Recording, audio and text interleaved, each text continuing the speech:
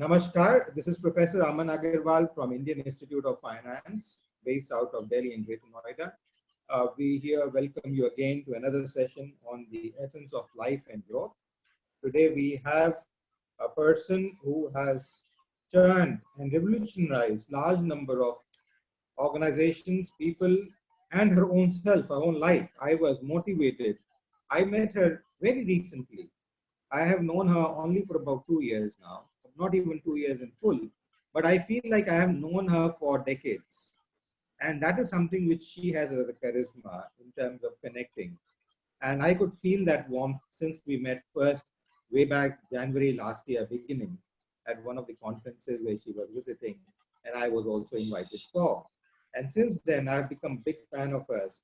And we communicate almost every second or third day in some form or the other. And that's where the connection has grown up. So before I introduce her formally, I would like to say that we are observing all the norms which have been advised by the Ministry of Home Affairs to conduct online meetings so that we can restrain any kind of a Zoom bombing.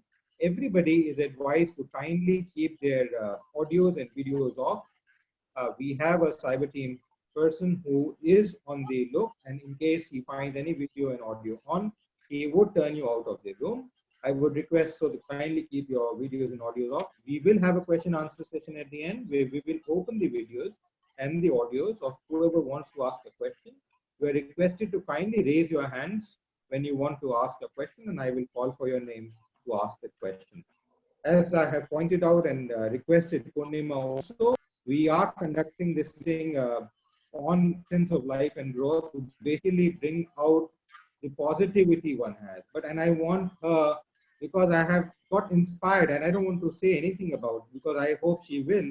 I've got inspired by her life, her struggle, her successes which she sees every day living in front of her, thriving, surviving, moving up. These are her successes which she has built. Apart from this organization which she heads and multiple other organizations and trees she has given birth to, her natural birth survivors, which I hope she will reflect on. I would like her to share her life in days on those, and how the essence of life has changed for her when she was a young child to when she grew up, when she got married, and then having born children and taken them forward in this strong and rigid world which we exist in, a harsh world which we exist in. She has built it with smiles, hiding her tears, hiding her pains, and we would like to hear more of that as well today. I hope she helps us and share some of those intricacies moments, some of which she has shared with me in the past. As I said, we would like to have the entails in her talking about the essence of life and growth. So today we have Purnima with us, and Purnima is the founder and the CEO of the National US-India Chamber of Commerce. Although she is an American citizen, but to a great extent, she is an Indian as well. I have seen that strive in her, that feeling in her, that zeal in her, which makes her very Indian, which makes her, talk, live, breathe India. Fine, she is citizen of United States. She is also the fact that she has to be committed to the land which she is currently citizen of and is contributing in terms of growth. But she has been linking India and the United States, the industries here, the people here, the culture here, keeping India's culture alive, being in the United States as a true ambassador of India to US, and keeping that life through her chamber and otherwise, which we will get to know more in due course.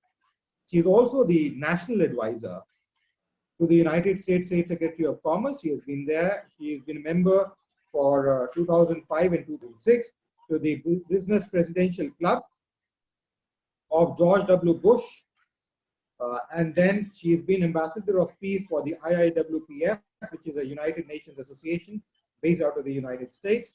She is also honored National Registrar of Who's Who in Executives and Professionals. She is much more than that who's who. I can tell you, when you listen to her, when you get to feel her, the way I felt when I met her the first 3 days, although she gave me a trench because I was supposed to pick her up and take to the venue, and she retrenched me. But that particular moment and today, there is a sea face, and she turned it around within few seconds, and that's what her magic is all about.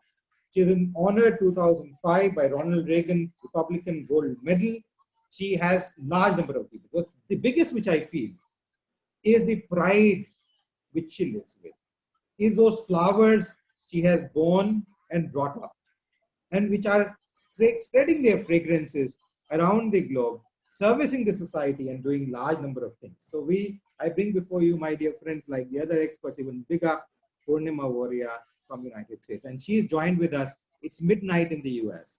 She is killing her sleep. She's taking a toll on her health. But I have that leeway of requesting and forcing her. And she has accepted my request. And she is with her sitting at 12:30, I would say, midnight in US, in Denver, Colorado. She joins us from there. Purnima, I'm going to put the spotlight, and then in a second, we begin the interview process.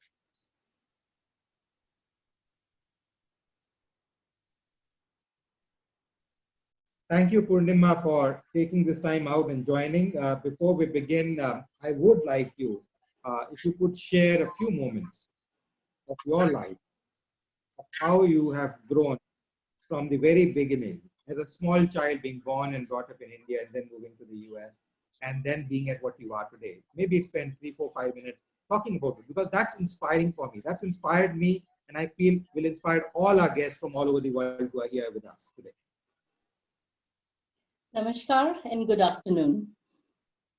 And I would say that I'm a proud daughter of India, particularly of the city of Jaipur in Rajasthan. So in Hindi, I would like to say that Rajasthan की मिट्टी की खुशबू यहाँ बैठ के Denver में हमें वो feel कर सकते हैं. So I certainly am very much in love with India and very much in love with the United States. One country actually gave me birth, the other one raised me. So I'm indebted to both the nations. And that is the reason I love to do what I do, which is started the National US-India Chamber of Commerce. Just to take you a little bit back in the journey of my life, I would say that I was born in Ajmer, raised in Jaipur, went to St. Angela Sophia in Jaipur. At the age of 18, got married, 1976, and 1977, September, I came here to the United States. So fast forwarding my childhood, which I can say that I was a dancer, loved music, and loved networking with my father to all the politicians' home as well as business leaders' homes. And that's where I got my skills, which later on I am known in Colorado as networking queen, but that I derived from my father. So I'm eternally grateful to my father, Mishri Lalji Nagar, who started with nothing and made millions in just a matter of few years. And I believe he was my inspiration. And also my second inspiration was our country's Vice President of India, Shriman Bhairu Singh Ji Shekhawat. And he was also started small, but achieved to become the Vice President of India. So those two were my inspirations. When I came to this country, I went and lived in several cities, from Cayman, Michigan, went to New York, and then went to New Jersey, went to Florida, from there to New Orleans, then to Houston, Texas, then back to Pennsylvania. In Houston, Texas in 1980, I had my first daughter, Dr. Purnima Voria. And in Pennsylvania, I had my second daughter, that's my middle daughter, Anjali Voria, and went back to Texas to have my third daughter, Rakhi Voria. So those are my three jewels I wear in my crown, and I'm extremely proud of my daughters. Because, you know, as parents, we can say anything we want to our children, and if they don't listen to us, boy, life would be miserable. But I was very fortunate to have daughters that are very good blend of India and US. They play sitar, they do Kathak dance, they are very successful in their careers, and I could not be more prouder of my daughters than anyone. So thank you for the opportunity for letting me share my life. I did come in 1976 and did have my three beautiful daughters, but life took a toll. All of a sudden, I was left by myself and my daughters. And that sort of really was the best thing that happened to me. People see a single mother and with 3 daughters as a challenge. Indeed, I would say it was a challenge, but 90%, as they say, is how you react to things. 10% is actually what happens to you. So I would say that my challenge was, yes, dramatic, but at the same time, it gave me an opportunity to bloom and become who I am today, which I was the same person in my childhood. But I lived someone else's dreams. So was a subservient wife for many, many years till I raised my kids. And I faced this calamity in my life when my youngest daughter was about 4 years old, and my older daughters were 10 and 12. From there to sending them to schools, worrying about them at the same time, making a career for myself, working for major companies in the United States.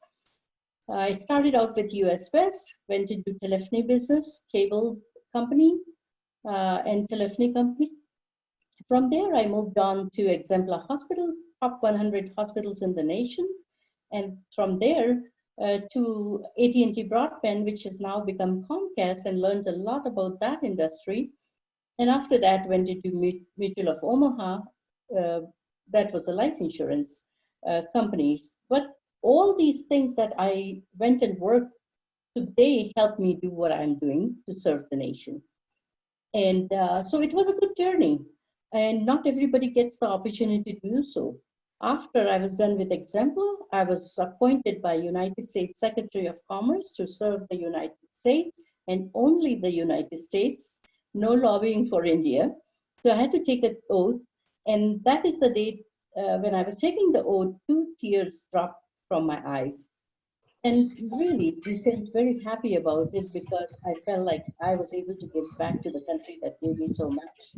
It's indeed is a land of opportunities, and I'll rest here because we want to use the entire time to talk about other things than just my life. So I hope that was enough, Aman, unless you want to ask me anything else. Yes, certainly. I hope Mo will come and we discuss about the issues which we have before you. Yeah. You know, Purnima, you have gone through large number of times. You have seen uncertainty not only in economic sphere, wise, both in work and personal life as well. Now, when you have gone through these turbulent times, what are those key factors you think which are essential for life in this?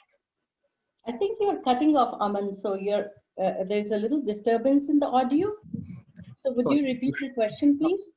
Are you There's able some to? disturbance and it's not very clear what you're saying. Let me speak again. Are you able to hear me now? Yes, this is good. Okay. What I said was that you have gone through turbulent times, a lot of uncertain time in your personal life, in your professional life. You've seen different economic spheres in the US, in India, rest of the world where you travel. Given these turbulences which you have seen through, how do you, or what do you identify as the key factors which are important for essence of life and growth? I think for me it was perseverance, persistence, and remaining optimistic. I think those are the 3 things that can turn a tragedy into triumph. Very nice. So you think they would be the same for when you say the essentials of life and the way you have seen growth? I think we all have the strength within us. Yes. At least I believe we are born with it. And I think your upbringing in your family also makes you who you are, because the cultural upbringing within the family norms. And I was raised with business and political background, where my father was always associating with that because business and politics go hand in hand. So I was very fortunate to learn that at an early age of maybe 8 to 12 and so forth. So I had it within me. I feel like business and politics are in my blood. So it was nothing new for me to jump into the helping the politicians here, congressmen, business leaders, mayors, governors, all the elections here. So I got very involved politically because I felt that that was normal. I had seen that before. So I brought that into the picture, sitting on the boards of many, many entities like Denver Center of the Performing Arts. I have a passion for music and dance. So that led me to take up the position there and do major events with Indian artists, bringing them to United States. For example, Santur was a very new instrument for US people. They had seen Ravi Shankar and sitar, but when I brought that to the Denver Center for the Performing Arts, it was a sold-out event and extremely successful. So I feel that we all have what it takes from within. And as we in India say that sona तभी चमकता है जब उसको heat के through गुजरना पड़ता है या आग के through गुजरना पड़ता है. So I believe that you just get तराश अपनी जिंदगी को अपन तराश लेते हैं when we go through these kind of turbulent times in life. So, you become a better person, you become a strong person, and you sometimes discover the strength you never believed you had. So, you know, the tarash for the international audience is people when they're grinding of like diamonds. So you finally make it finer art. So that's what tarash means in English. Just for the people who have come from overseas who do not speak English, Hindi at all. You know, Purnima, as you rightly mentioned about being optimistic and positive, do you think positivity is a key to unlock good luck? I believe in some luck, but I really believe in hard work. Hard work compiled with luck can take you where you need to go. True. No, I agree. But I also read the other day in a speaking tree which we have comes here, that positivity gets inspired by spirituality. Do you think so as well? I believe so. I believe in power of prayer can be the strongest thing. And I think during this COVID-19, we all are experiencing that power of prayer is going to get us through this pandemic with flying colors. And spirituality is something we are reminded of each and every day. And especially when we are going through trying times in our lives, or as a nation, or as the world. True. You know, when reading about spirituality in some of the Rig Vedas and stuff, which I was reading, I came across another thought, and I combined a couple of them, which says, you know, spirituality helps walk the talk and recalibrate right kind of a response to difficult situations. How do you see the soul consciousness or spiritual wisdom or meditation helping induce a better life and growth? I think medication is a proven thing. It's nothing new now, and the whole world is utilizing it, especially during COVID-19, where it boosts our immunity, it gives us strength spiritually, mentally, even physically for that matter. It is helping in a big way, and I think people are practicing more and more. I think I've been putting Facebook watch parties, as you may have noticed, every single day with 2 or 3 yoga classes from the Embassy of India here in Washington, D.C., as well as gurus from India like Vasudev, like our Sri Sri Guruji from Art of Living, and also Baba Ramdev. So all of them are compiling meditation along with yoga and practicing of that. So it does make your day start good. And when you start your morning right, I think the whole day goes by well. And I do believe very strongly in meditation. I've done it myself, and I feel like that's the best thing one can do. If you love your body, meditate. You have these jewels which you talked about, the 3 jewels which you have raised in difficult scenarios. You know, I also read that in investing in yourself, when you invest in yourself, you can induce growth and happy living. So do you think while raising these 3 jewels, you had these occasions of, you know, investing in yourself, investing in them to get the real fruits of being happy and growing as well? I believe so, especially where coming from India, I do understand how women are subservient in many ways, and gender equality is a big question in the entire world. It's a big topic of discussion here in United States as well as India. So I do believe that one must invest in themselves. For example, although I was a stay-home mom for maybe 20, 25 years, in the early years when I had my children, I was raising them because my total concentration was on them, uh, making sure that they know all the 3,000 words of spelling bee championship, and they were winning gold medals and all kinds of first prizes and everything were in newspapers. Both the sisters were fighting against each other with the war of words in the spelling bees. At that time, my concentration was my family, and that was to make sure that they learn how to work hard. Many times I would ask them the spelling bees after they came back from school for about 3 hours. And even during dinner, remind them of the difficult word that they didn't remember, or before they went to school. So I instilled habits of working hard, which was very beneficial, they said, in the college time, because the college is hard and everyone knows that. And you have to work hard and do a lot of other, juggle a lot of things. And they were saying that it was very helpful because they were already used to working hard. But for myself, I would say that although I was staying home and taking care of the children at the time, but at the same time, I was always helping my husband, who was invested very well in stock market and commodities and you name it. But I was handling all the orders that were sent to New York Stock Exchange and to Chicago Mercantile Exchange. I was watching the news all the time because when Paul Volcker or the Federal Reserve chief says something, the market moves really in a tailspin.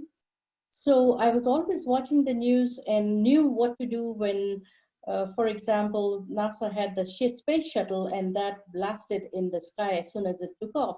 I knew that I had to do S&P short right away to make money. I was heavily invested in gold, silver, platinum, and things like that. So even though I was staying home, but at the same time, I was always enhancing my skills, whether it was through helping my husband, but at the same time, I learned a lot today about the stock market and the things that I would have never learned if I didn't do what I did.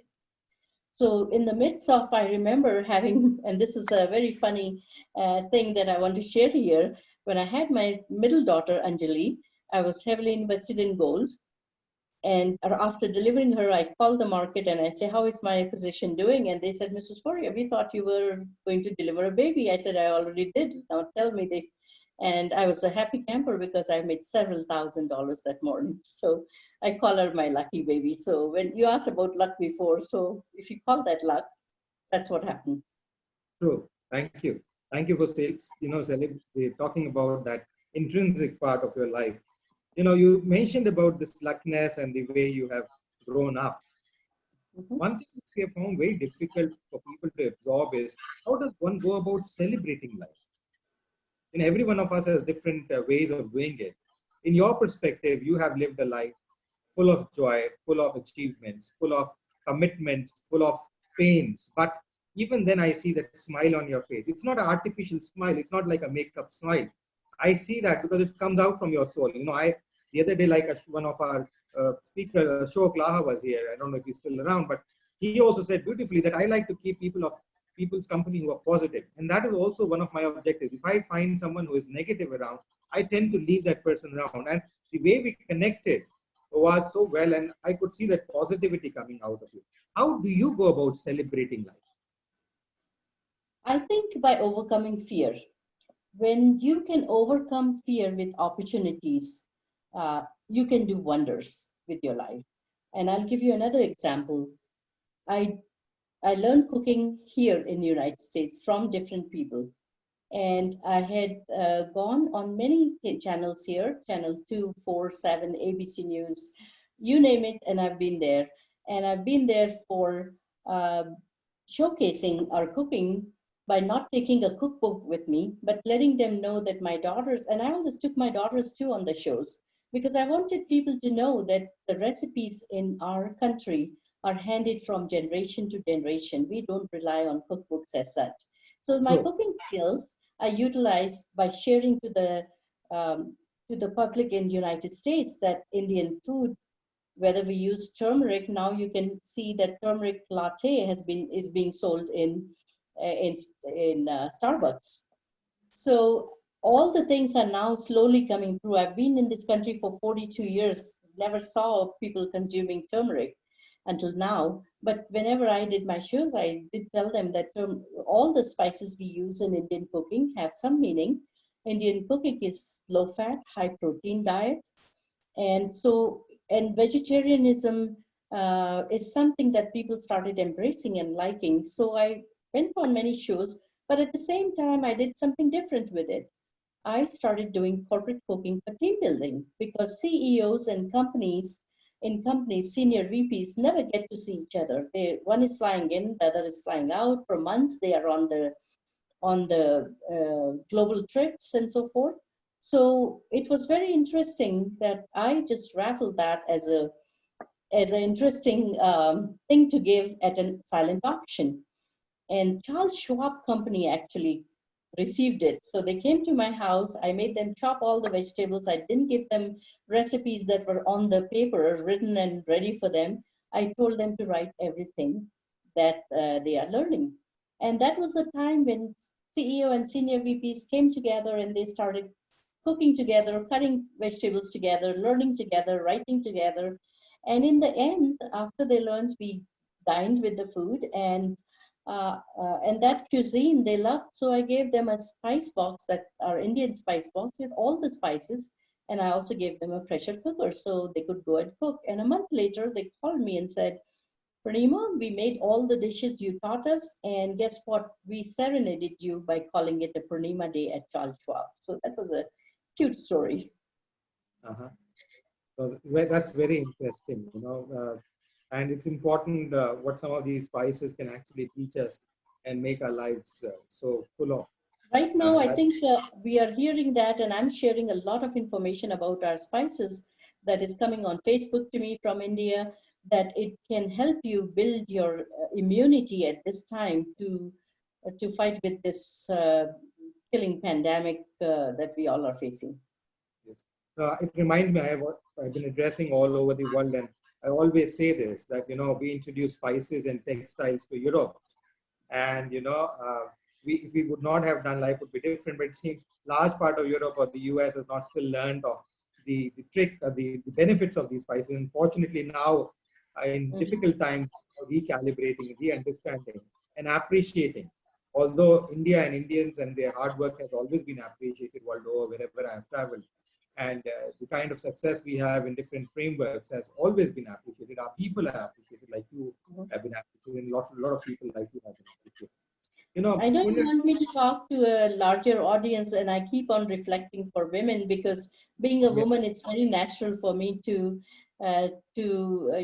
always think about women empowerment and gender equality and so forth.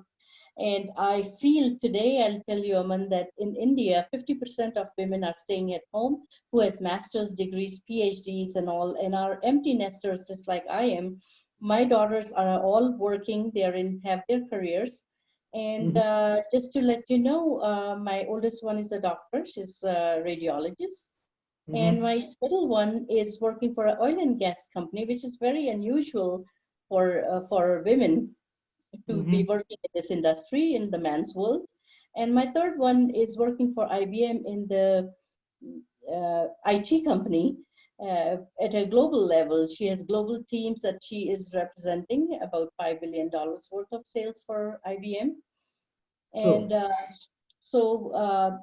with these daughters being away and being an empty nester, similar situation, I see that 50% of women in India are in similar situation. Now, I would like to tell them that, again, to come out of the homes, put on their pants, join the business world, and contribute to the GDP of India. That is going to make a very big dent in the GDP of India. And that's what I believe. True. You know, this reminds me of the fact in which I read another thing while I was reading the speaking tree, and it was, is life inherently unpredictable and insecure? Do you feel so? I think we are insecure every day in our life. We don't know from 1 hour to another if we'll be dead or alive, or what we'll be doing. Many businesses are so vulnerable right now. No one knows how they will come out of this pandemic. And economically, socially, and their lives are going to be changed. And so it is a challenging time. And I think I won't worry about the uncertainty, because if we are going to live in fear, we can never live a full life or a happy life or smile, as you're saying.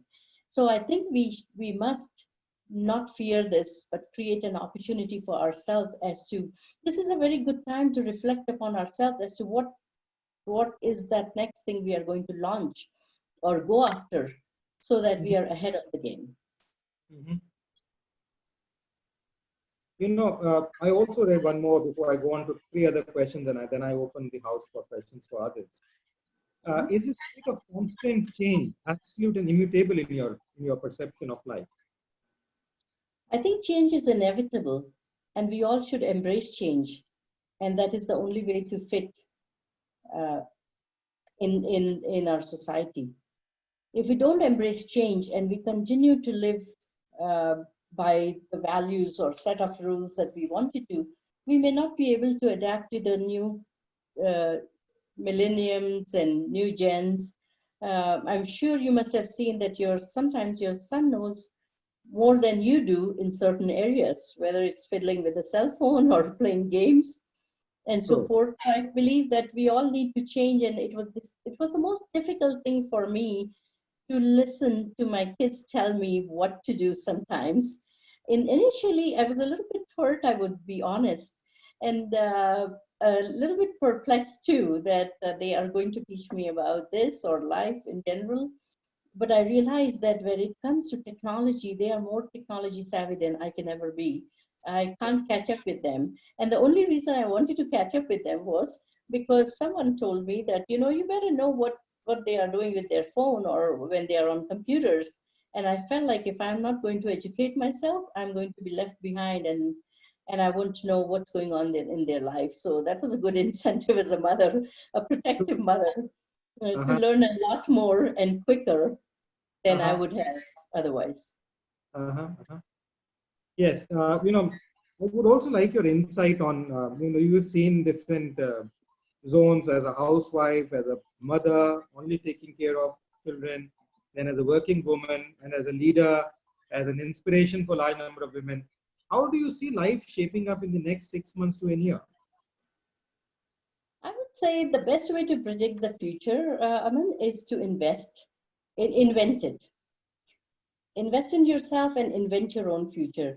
Life is still going to be vibrant regardless of COVID-19. It's going to be full of hope and a lot of futuristic opportunities. I think there will be opportunities for some businesses globally, and some will restructure themselves and embrace changes based on the need to innovate themselves and to situate themselves to this new economy. Growth is going to be slow in many sectors, but at the same time very rapid in others. And for example, in IT sector, in artificial intelligence, in security surveillance, and many other areas. So I think we should be ready for this change and the new ways of doing things, behavioral changes and others. And I would say just embrace the change. No, I agree with you. So when you are complex with this, so many changes which are coming forth in life, behavioral changes, technological changes, I'm always surfaced with this problem, which I surfaced with when I moved into the US for the first time. And I like to share that. I went to the market to buy some bread. And then I saw they pushed me to a stack, complete full of all kinds of breads. And they said, take your bread. And I was so complexed up. I'm talking of almost 22 years back when I was going to Columbia University to do my master's there. At that time, I had to rush back to my room, call my mother and ask, what is the bread we eat off? And this is what we refer to as the problem of plenty. because you have so many options before you, and then it becomes complex and difficult. So given these options, what do you think are the success mantra for tomorrow? Because when you started living, or I started enjoying our lives as moving from children to school to college, there were not so many issues of pertinence. We were very clear focused. We had directions. We had our parents who would guide us. We had other people who would guide us. And we knew this is where we're going, next step, and next step. But today, with the digital evolution and structures, it is so complex. Now, in that, what would be your opinion for the success mantra for tomorrow? You know, in our lives, I had a similar experience like you had with bread, I had with cereals. So 42 years ago, when I came to this country, I went in the cereal lane of a grocery store and I looked at 92 variety of cereals. I didn't know which one to get because all we ate in India was cornflakes. There was this, it was almost like a little kid going to a toy store. There is so many toys, which one to pick? So it was exciting. At the same time, it was very cumbersome. I think the opportunities are going to be similar. You know, we'll face the same situation. There'll be tremendous opportunities after COVID-19, but at the same time, there'll be so many choices we'll be making.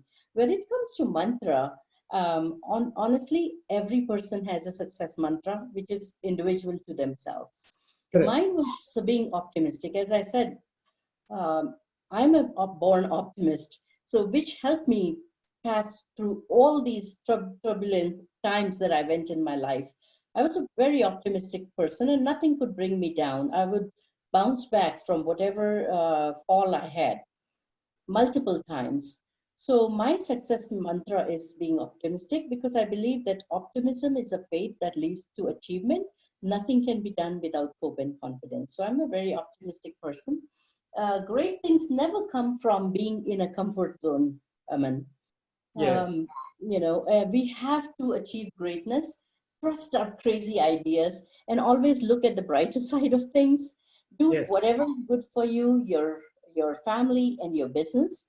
And also, if opportunities doesn't knock the door, I would say build a door. Correct. Lastly, use positive daily mantras to start your day in the morning. Reflect, reboot, and revitalize. You can also really shift your mindset to bigger and brighter things. Daily mantras are words or sounds repeated to help build concentration and focus, just like meditation practice. True. No, I fully endorse your view, and it's important that people start understanding this way, and that's why we started this series of webinars, wanting it to be completely positive as a note. There is already too much of negativity surrounding us all over the world, but I wanted this to come up, and I wanted people like you to come and share those positive aspects of life, which you have built upon, and build the castles around you to create this framework. You know, Purnima, you have seen governments, you have been helping governments, you have been helping industrialists, large, small, all kind of industrialists. And you have seen government policy framework. I see that you keep track of what is happening in India every now and then. You know, losing your beauty sleep many a times as well. I understand because I see you live, being there at some of the other forum, and that's where your interest, your heart lies in connecting and understanding and doing things better for the society and for humanity. Now, what do you think governments can do globally to ensure smooth induction of growth and happy living? I know they cannot bring happiness to people's life, but they can make a medium to bring that happiness. What, in your opinion, can they do? I think there are a few things the governments can do to help increase the citizens' overall happiness. Sometimes we are too focused on the economy instead of emotional, physical, and mental state of being of people. Every year there's World Happiness Report, as you may already know, that is published and it ranks about 156 countries on how happy their citizens claim to be. The report shows the links between the government and happiness. It operates in both the directions, what government can do to affect happiness, and in turn, happiness of the citizens in most countries determine what kind of government they support. That is why it's so important during election time, like we are going through in United States. I have cut down and seized, on non-essential things because sometimes they can be stressful too. So let's talk about what can the government do to improve the happiness of its citizens. First, they must focus on mental health. The 2018 Global Happiness Policy Report shows that every dollar that is spent on mental health prevention and treatment leads to an extra $2.5 of GDP. By bringing more people into the workforce and increasing productivity. Second, offer access to education, and you have a fine institution, you will understand this one. Learning to be happy starts in school. Universal access to public services, including health and education, and equal treatment under the law, it's absolutely necessary. And third, I would say invest in your citizens' physical health by offering access to healthcare. Bad healthcare is said to be one of the greatest sources of unhappiness.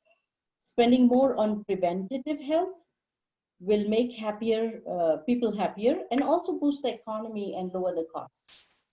So those are a few things that I would suggest. And finally, we must end any corruption.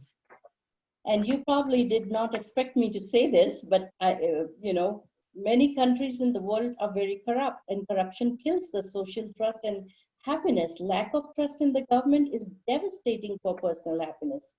When people feel as if they cannot fairly compete in the economy or in the political system, they feel defeated.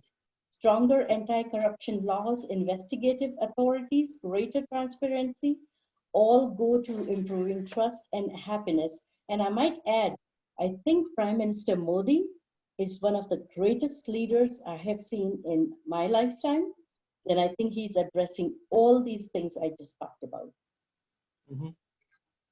Yes. I have 3 more questions before I open the house. 2 more, sorry.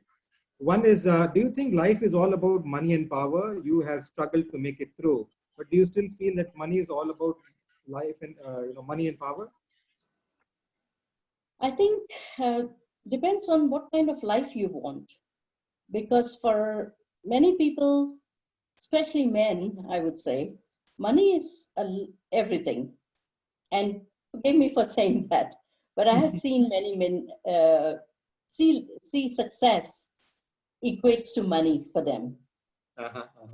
So for some people, money is everything. But if you have all the money and to get it, you have gotten so much stress that you die out of heart attack, or you get diseases that are related to stress because you're a corporate CEO and you have to address all the issues, and you have to be responsible for the bottom line and to your board of directors, then you are really stressing yourself. And for some people, little money is good. They want to spend time with their family. They want happiness. Again, what is happiness and what is money? To me personally, yes, money is an evil necessity in life. But after raising my daughters and after them leaving and being financially, fortunately, very well off in their jobs, I need only very little money at this stage. But I don't mind being Bill Gates, I would say that. Make as much money as you can, give it away what you don't need. Sure. I agree with you. Recently there have been some outlays on the GDP projections for India by the IMF and other agencies. And for January to December 2020, that's a calendar year, IMF has put at 1.9%, some other agencies at 1.7%, and IIF has put it at 4%. And then for 2021, that is January-December 2021 calendar year, the IMF says 7.4%. So do you think, having known India, having seen it from a bird's eye view, sitting in the US, traveling here, talking to industrialists, seeing how the things move, that the industry has never been patroned or supported by the government per se in India ever in the history. So the industry has actually grown by itself. And given this, and given the fine kind of independence IMF has had, I had worked with the World Bank 20 years back, and I know the way the data is calibrated, the way we used to look at numbers and look at things. Given all that information, do you think these numbers are optimistic in nature or conservative in nature, having known India? I would say that the road to recovery is there, but being an optimist, I still have hard time being that optimistic that we'll see 7 to 8% GDP in the next year or so. I agree with the IMF and World Bank in what they are saying, but India has an opportune, um I would say, incentive right now to really ramp up their act and situate for the global change, which is actually favoring India.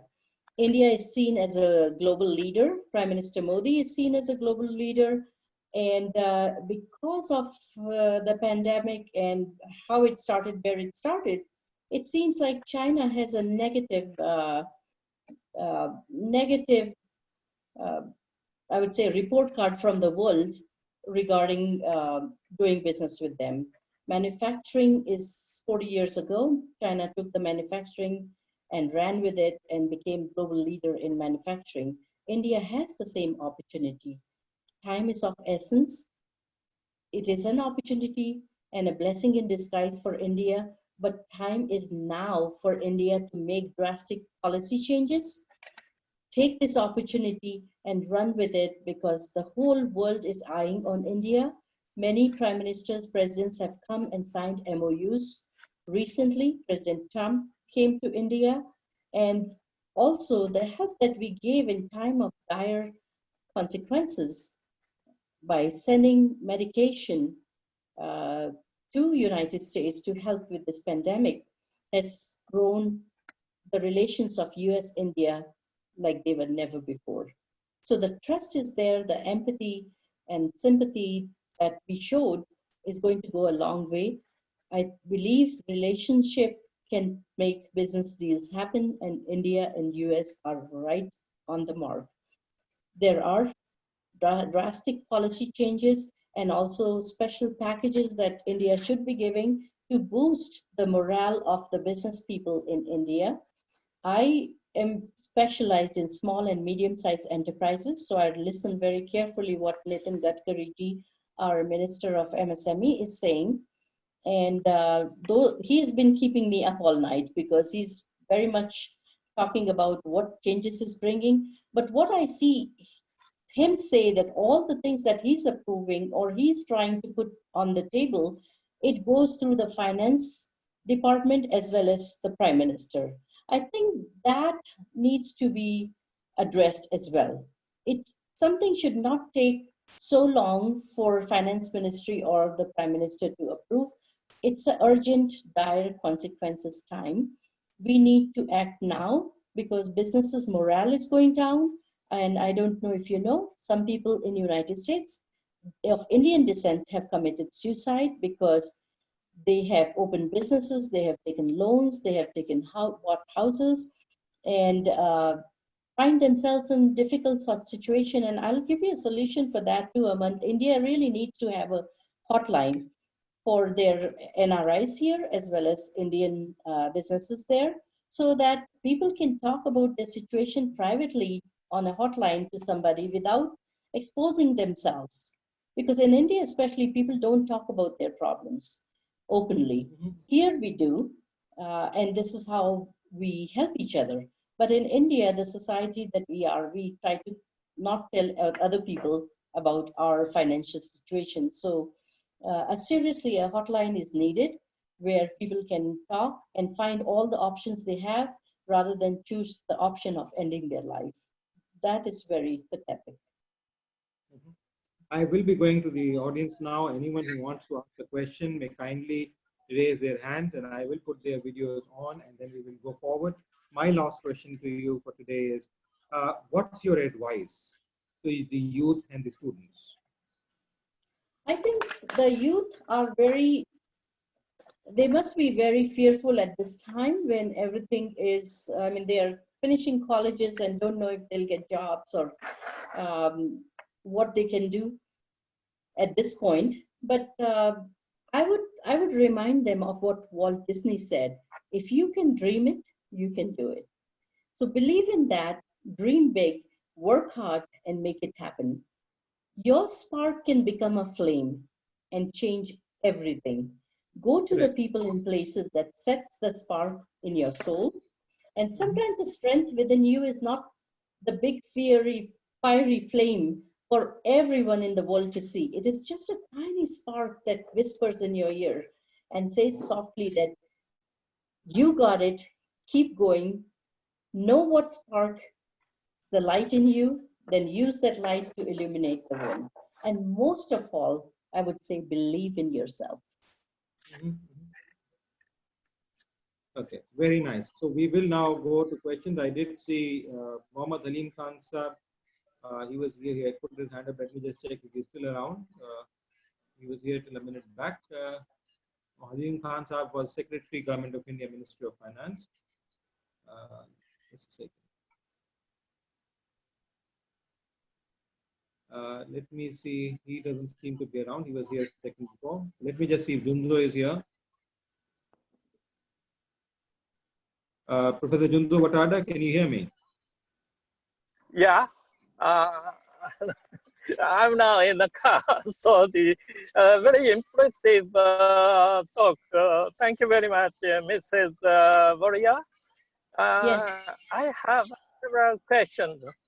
Your talk is very much advisable for not only me, for young people also. So I wonder, how did you move to the government related works from industrial job? You started from IBM, as you told, but you moved to government job. But this is coming from the family circumstance or your own the selection. How do you think? First of all, let me correct one thing. I did not work for IBM. My daughter does. And I was in the private sector. I see. So you didn't mention you started with IBM or information technology? No? Yeah, I mentioned technology. It was No. US West, Okay, which okay, I understood. Okay. And AT&T broadband. But just to let you know that I call my journey from home to the White House. I never really worked for the government, just to correct that. This was a position for which I had taken an oath given to me by Secretary of Commerce of the United States to help them with the growth and policy making of 5.8 million minority businesses of US, which is $1 trillion economy of US. That is, in India, we would call them MSMEs. I see. So okay. That's where I would say maybe I got very lucky. Oh yeah, quite marvelous. And another question, you talked invest.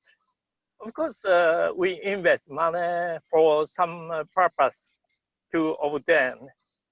What did you? I mean, for what things did you invest in the past? For example, sometimes people would like to obtain big money, but sometimes people emphasize human relation were the most important human. It looks you are the related job is to build bridge between India and the United States. So what did you invest in the past, especially young days? You know, as they say in real estate, they say location, location, location. And I, in the business world, always say relationship, relationship, relationship. When people trust you, they will do business with you. Many times, when you make relationships without having the selfish attitude, without having the selfishness in your heart. Can you explain some example in your past experience? I am so happy you asked me that. There was a student from India that came to United States, and I met him at the diamond jewelry department where I was working. That was also one of my jobs at one point. And he came with a friend and was looking for a Seiko watch for his sister to take home to India. I thought he was Indian, but he thought I was Spanish because sometimes we Indians look like Spanish. So I asked him, "Are you from India?" He said, "Yes." I said, "How long ago did you come?" And he said, 3 months. I said, "You must miss Indian food then." And he said, "Oh yes, Didi, I really like dal chawal, which is just lentils and rice." And I felt very bad as a mother because I make that for my daughters every day. So I said, "Really, why don't you come?" This was 11 o'clock, the stores were closing. I said, "Come at midnight at my house, just like today." Lo and behold, at midnight, they were at my home and I had prepared the meal for them, thinking that if they don't come, I'll use it tomorrow for my daughters. But they did come and they were so happy and they ate well. The next morning, I got a call from Mumbai, and the parents said that we found a very nice sister, my son was saying, and thank you so much for taking care of our son. I didn't know who he was, what his background was. But since then, I started asking him to come over and just make some extra meal. For the 2 years, he never told me anything about his family, except we would talk about business, that his father was a businessman, my father was a businessman. That was a common link between us. So once we did that, when I went to India with an American from Colorado, he was in textile machines sales, and their machines were made in Switzerland. Headquarters was Switzerland, but have an office in Colorado. And when I introduced him to my so-called brother that I fed the meal to, both of them realized that this guy sells a machine, and the brother that I'm talking about is a very big billionaire in India. The company's name is Bombay Rayon Fashions, traded in Bombay Stock Exchange. They are #1 in India with 113 stores and #3 in the world. They also own the Guru brand in Europe. When I went to India, they came and received me with the superintendent of Mumbai airport inside the plane. And when I went outside, there was a Mercedes waiting for me. When I went to their home, it was a 6,000 square foot home in Mumbai, in the posh locality of Mumbai. And these people were billionaires. And that I found out only when I went to India. And amazingly, my daughters like Bollywood actors, just like we like Hollywood here. And they asked him who is the actor that they like, and they said Akshay Kumar. So the guy said, he's my brother's best friends. We'll get him over for lunch.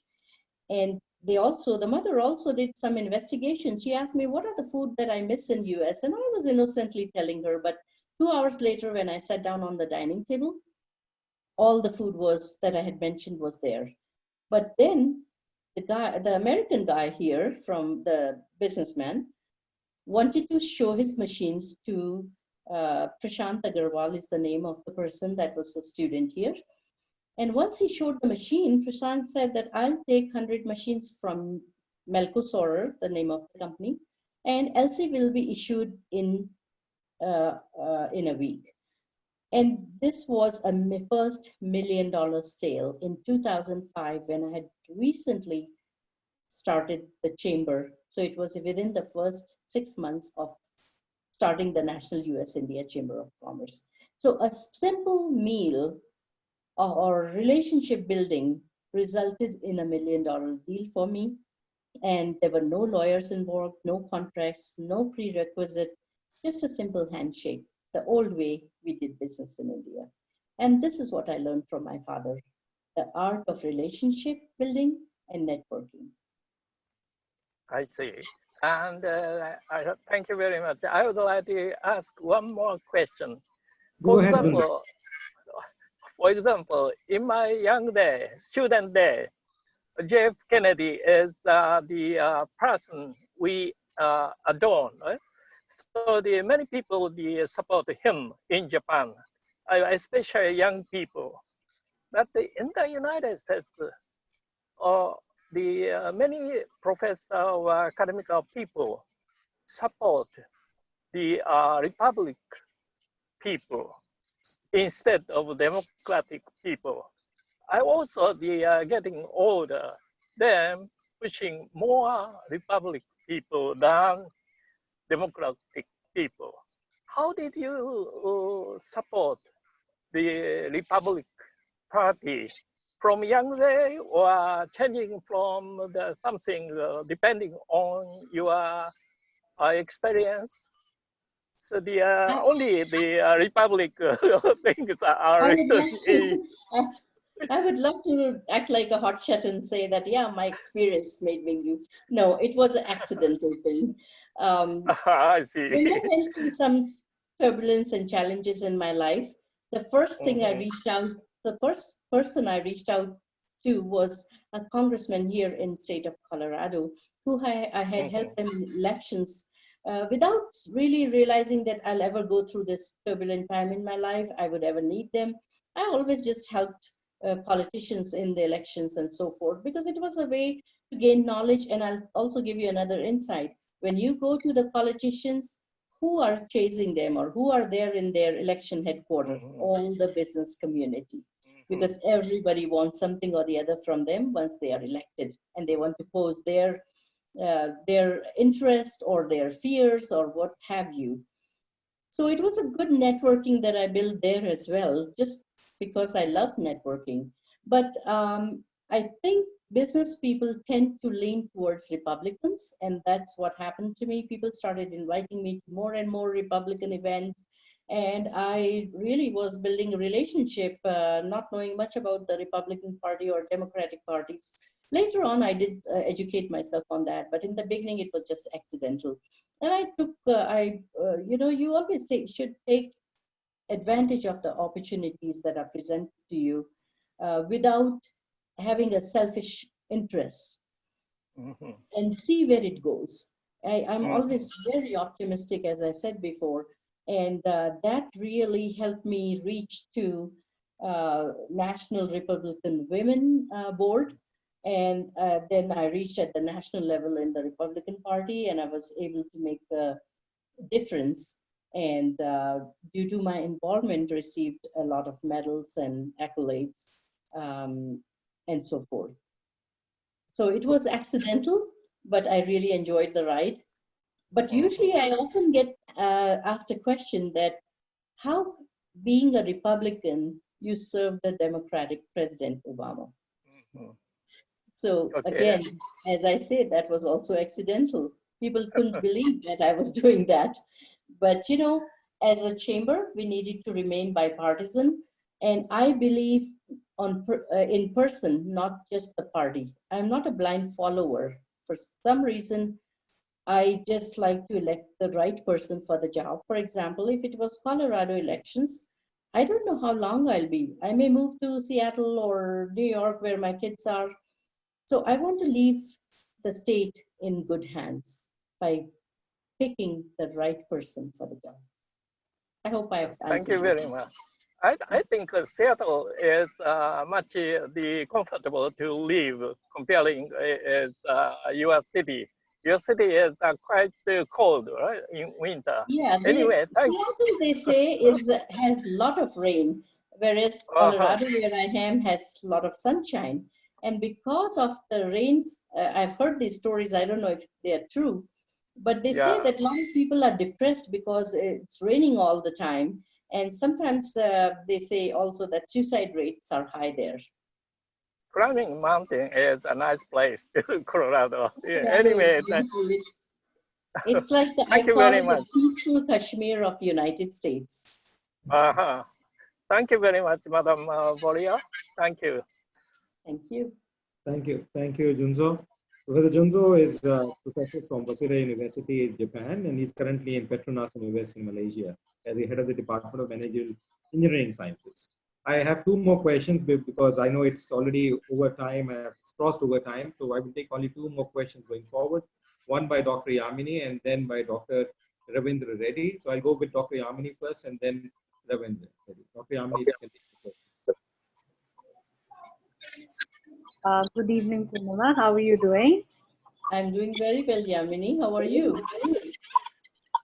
Nima, my question to you is, you've seen lives in both India and US. And as you moved from India to US, it desired a change in the perspective of life.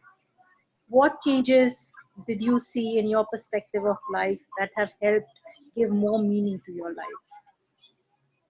I think the freedom is the best thing I experienced here. In my father's home, I was very protected. All the decisions were made for me, including marrying someone, and which is the norm for India. But I think we are very protected in India, and even if as adult, when I went to India, my father and mother would often tell me not to do this or not to go here or make the decisions for me. And here, at a young age, I could decide for myself what I like, what I don't like, what I should do, what I should engage in. And the protectionism, the umbrella of protectionism from my head went away. So you were making good, bad, whatever decisions you made, you were facing the consequences. I liked having that choice, and I had liked having that freedom. And I think if I didn't have that, I probably wouldn't have bloomed to become who I am today. So I appreciate the freedom this country gives and the opportunities this country gives. And if one wants to work hard, there is, I would say, sky is the limit for you. I hope that answers your question. Thank you so much. Mm-hmm. Yes, we will now move to Dr. Ravindra Reddy, and I will not be able to take more questions, but I will now unmute Dr. Ravindra Reddy. Kindly introduce yourself, Mr. Ravindra Reddy, from where you are, which institution, and then kindly ask your question. Kindly keep it brief because it's already 1:30 in Colorado and it's already too late, please. Thank you. Namaste. Namaste. Hello. Namaste. Yes, please go ahead. I'm Dr. Ravindra Reddy from Hyderabad. I'm working as Professor and Dean, School of Management Sciences, Nallana Smart Education Society Group of Institutions located at Hyderabad, Telangana State. Yeah, you have a lot of experience and worked in US and also sharing different ideas, giving different advices to different committees as well to the government also. So then what is my question? Here it is a more challenge to us while we are teaching the students at this COVID moment also, how to turn the students to the classes further and the people who has been habituated to the home and other activities. Okay, a lot of methodologies we are following for teaching and other. Then what is simply, can you give any new methods to attract the students towards in different level of teachings as well as to build their confidence at this moment, and where we have different experiences, how you are giving your advice to them. In that way, suppose how can we build the student confidence and trust on business education? I think technology is playing a big role in COVID-19 to connecting people, whether it's educational institutions or business institutions or government for that matter. We are listening to so many Zoom calls and video calls and so forth. And it's very strange that without flying as we did before, today businesses are conducting their business very streamlined throughout the world. So we are learning a new social behavior change and ways of doing business and education. I think this is going to take a total different leap, especially in education sector. I know the Internet of Things is sometimes a problem in India, so that may be a little bit challenging. My suggestion would be this is a great opportunity that the United States is also looking for with Indian institutes, is to have joint venture partnerships where you can maybe give joint certifications, maybe do a couple of semesters there and couple of semesters here. This would really bring the world a little bit closer for everyone. And I'm not just saying just between US and India, I'm saying that should be a norm globally. And often many institutions had indicated that interest to me, and I was working on some of them.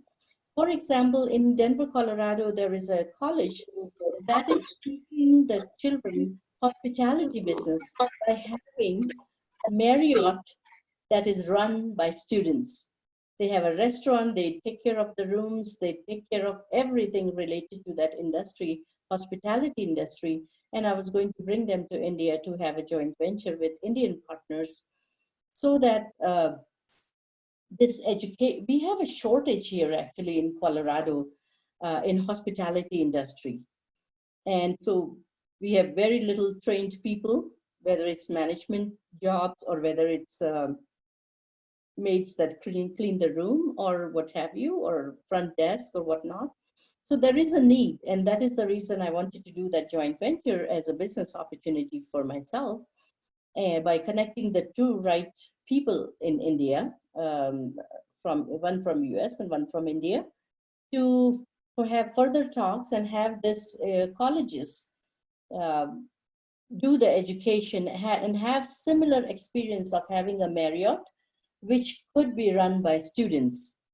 And that was something I'm still looking forward to do. But I would say that this is a very good time to come up with innovation, whether it's educational sector or business or any industry whatsoever. Thank you. Mm-hmm. Thank you, Dr. Ravindra Reddy. We will be now closing this session. Thank you, Purnima, for being with us. And before I do that, I have a small formality to perform. But before even that, I would like to share with my participants here, people from across the globe, that we have signed an MOU with Purnima Voria's baby, another baby, which is called the National US-India Chamber of Commerce last year. And as we were discussing the other day when I wanted to call her for inviting, we would be initiating a large number of activities under the joint MOU which we have initiated. We have roughly about 37, 38 MOUs with the industry, with universities from across the globe, Russia, US, Japan, Malaysia, Indonesia, various countries. And apart from that, we have the chambers like the Purnima's chamber, and then with a couple of other chambers in Israel, and with the London School of Economics, with the United Nations and some of the other PricewaterhouseCoopers and some of the other institutions. But I'm happy that we have developed this relationship and we're looking forward to taking this forward. And I thought I should find this an opportunity to announce it formally as well. And I'm looking forward to working with Purnima on this. Namaskar, thank you. But as I said, I have a small formality to perform. Dear friends, today we have a technical session going on in the afternoon from 4 to 5:30 on learning tally for accounts. Then tomorrow we have another dynamic leader like Purnima, and he has been an inspiration for me as well. He is a family for us, Professor Dr. P.B. Sharma. He's currently the Vice Chancellor of MIT University in Gurgaon, but he was President of the Association of Indian Universities. He was the founding Vice Chancellor of Delhi Technical University, founding Vice Chancellor of Rajiv Gandhi Pradyogik Vishwavidyalaya in Bhopal, and Principal of Delhi College of Engineering almost for a span of 20 years. And that's what he converted from Delhi College of Engineering to Delhi Technological University, and he continued there as well. He has been a dynamic person to exist in government and perform. He has been one who has been doing so. I have got a lot of inspiration from him, and I'm happy that he accepted my call, and he will be here with us tomorrow at the same time.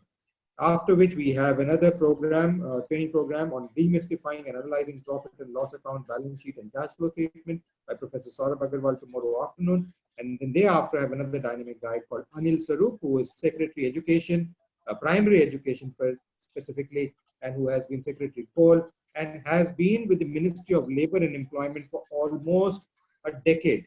So we are having a person who has been engaged with human capital building, again, who has been a very dynamic man, very sober man, and we look forward learning from all of them like I did from Purnima. Thank you, Purnima, for being a good friend, a mentor, and a person who always motivates me. Thank you, Purnima. We're ending the meeting. Thank you so much. What a pleasure it is for me and a privilege to be involved with an astute organization like yours. And I have high regards for your father and mother and your sister and yourself. Let's always be connected. And I am glad this was our first Zoom call to actually work on our MOU. So that's exactly what we did tonight. And thank you very much. The only thing I'll say is it'll cost you, because now I'm wide awake. It'll take me a while to sleep, because you were such an eloquent speaker. And this was such a great opportunity for me as well. Thank you for letting me share my life with you. Thank you, Purnima. Vande Mataram and Jai Hind. Vande Mataram, Jai Hind.